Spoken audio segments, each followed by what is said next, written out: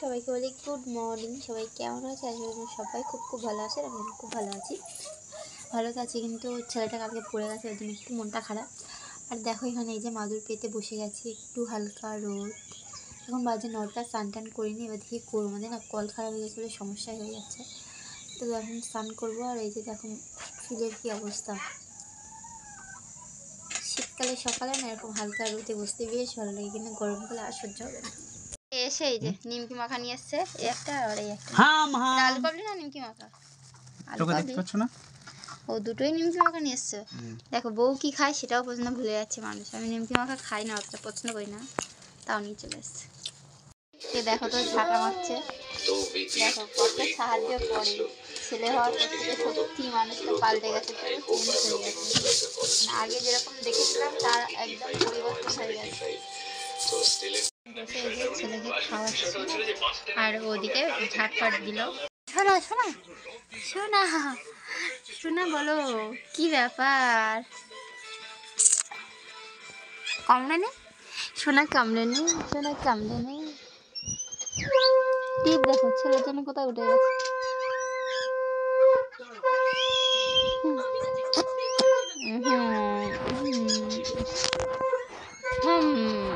High বন্ধুরা, দেখো good evening সবাইকে। এখন বিকেল 4:10 বাজে।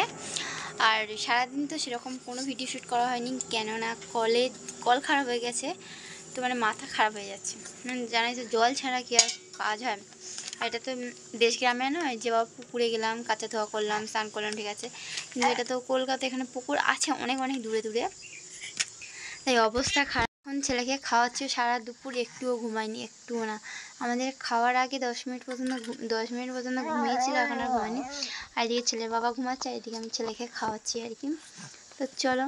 আর মা গেছে বাইরে কোথায়, দায়িত্ব বেড়ে গেছে, ছেলের বাবা হয়েছে না, ওই জন্য দেখো গাছপালা এতদিন কিন্তু 15 বছরই জল দিত না। আমার শ্বশুরমশাই 12 মাসে চাষবাস করে টুকটাক করে, তো শীতকালে একটু বেশি সবজি, পালং শাক, মূলো, ওলকপি, বিটকপি চারিদিকে দেখো এগুলো এপাশে জল দিয়েছে, এপাশে জল দিচ্ছে, ওই যে ওই পাশেও জল দেবে। দাও দাও দাও, ভালো, বাবার খাটনিটা কমে গেল। এগুলো কিন্তু না কেউই জল দেয় না, জানো না। আমি জল দিই না, আমার শাশুড়ি দেয় না, আমার বর দেয় না বলা ভুল, এইবার দিচ্ছে। তো শাশুড়িমা কখন দেয় না, আমিও কখনো দিই না, এটা সত্যি। আজ নাই ছেলে হয়েছে, কিন্তু অন্য সময় দিতাম না, খুব কম, মানে খুব ভবিষ্যতে হয়তো দিতাম, কিন্তু ওই যে রোজকার যে ডিউটি জল দেয় ওই সব দিতাম না। যাদের বাড়ির হাজব্যান্ড এরকম গাছে গাছে জল দেয় কমেন্ট করো। হ্যাঁ, এপারে ঘাসগুলো ছিঁড়ে দেবে, বুঝেছো? ওই এই যে ধারে ধারে ইটের পাশে ঘাসগুলো ছিঁড়ে দেবে। আর আমি এই যে ঘুরে বেড়াচ্ছি, ছেলেকে খাওয়ালাম, ছেলে এখন ঘুমিয়ে পড়েছে, এখন বাজে 4:30 বেজে গেছে।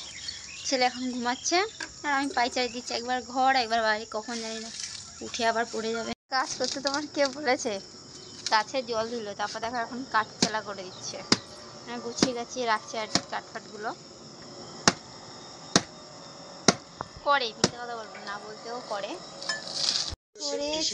ছেলের বাবা বসে খাওয়া দেখছে।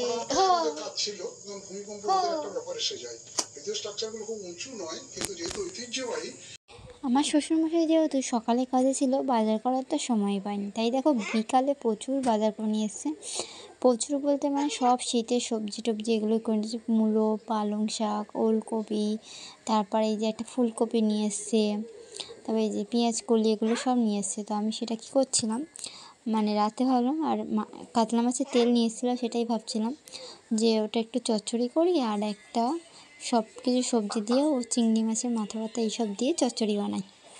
সেই জন্যই দেখো আমি সবজিটা কেটে নিচ্ছি। আর ওদিকে ঘরে মা বাবা আছে, ওরা সবাই টিভি দেখছে, ছেলে আছে, ছেলের বাবাও আছে। আর এইদিকে দেখো আমি ঝটপট করে কাটছি, আর এত চোখ জ্বালা করছে কি বলবো পেঁয়াজ কলিটা কাটাতে।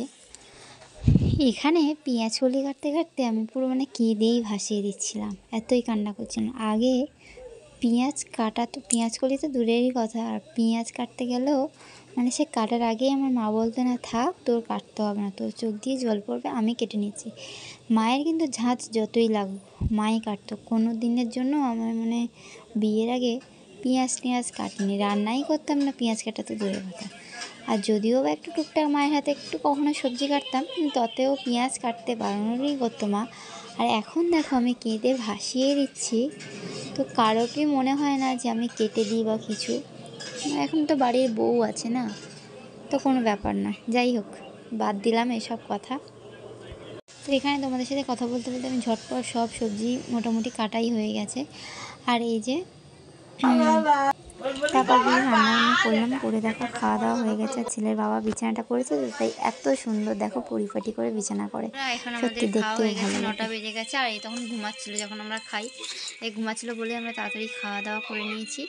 আর এখন একে খাওয়াচ্ছে, কিছুতেই খাচ্ছে না। একবার মুখে দিয়েছি, সেটা নিয়ে কীভাবে যে ধরে আছে কি বলবো। আর ওর বাবার দিকে বিছানাটা করে নিয়েছে আর আমি খাওয়াচ্ছি। খাবে বাবাই না খাবে না বলো? খাওয়াতে গেলে প্রত্যেক বাচ্চাদের এত যে ঝামেলা করতে হয়। কি রান্না করেছে আছে চিংড়ি মাছের মাথাটা বেটে, মানে রাতে যা করেছি। বাবা বিকালে বাজারে গেছিলো, রুই মাছ নিয়ে এসছে, সেটা ভেজে রেখে দিয়েছি। আর কাতলা মাছের তেল নিয়ে এসেছিলো, সেটা দিয়ে পেঁয়াজ কালি দিয়ে মানে একদম ভাজা ভাজা করেছি। আর দুপুরে মানে সকালে ও বাজার করেছিল, চিংড়ি মাছ নিয়েছিলো, ওই চিংড়ি মাছটা রান্না করেছিলাম। আর তার মাথাটা বেটে না রেখে দিয়েছিলাম। ও বলেছিল চচ্চড়ি করতে দুপুরে, তো দুপুরে আর করার ইচ্ছা হয়নি, তো রাতে করেছিলাম আলু, তারপর ফুলকপির ডাঁটা, ফুলকপি ওলকপি সব কিছু সবজি দিয়ে চচ্চড়ি করেছিলাম। দারুণ লেগেছিলো, সবাই খেয়ে বলছিল ভালো হয়েছে। তো ওই ছিল খাওয়া দাওয়া আমাদের। আমরা তো খাওয়া দাওয়া করে নিয়েছি, আবার ছেলেকে খাওয়াচ্ছি, দেখি কতক্ষণ লাগে সময়। জানো পুরো 1.25 ঘন্টা মতন খাওয়াতে লাগলো। এখন 10টা বাজতে 10 মিনিট বাকি আছে। তো চলো সবাইকে আর বলি tata, bye bye, good night. সবাই ভালো থেকো, সুস্থ থেকো, দেখা হবে নেক্সট ভিডিওতে। আর আমার ছেলের ঘুম তো নেই চোখে, উল্টে আর দেখো কেমন পাইচারি করছে। বাবাই বাবাই দেখো ওই যে ফুলগুলো আছে বীজ, এগুলোকে ধরার চেষ্টা করছে। কি করছিস টাকা? ওই সবাই করি tata, bye bye, good night.